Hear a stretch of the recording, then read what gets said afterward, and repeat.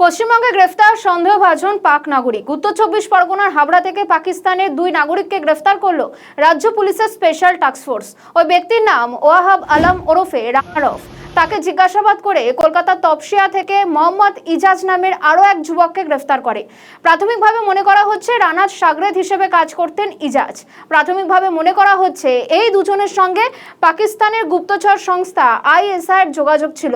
তদন্তকারী সূত্রের দাবি রানা পাক সেনার সঙ্গে যুক্ত।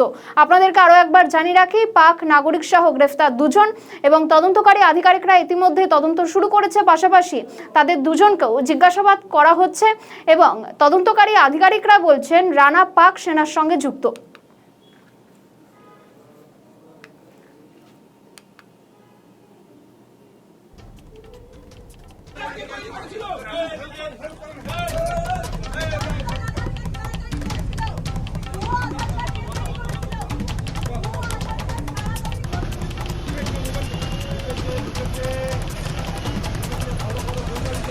ঠিক আছে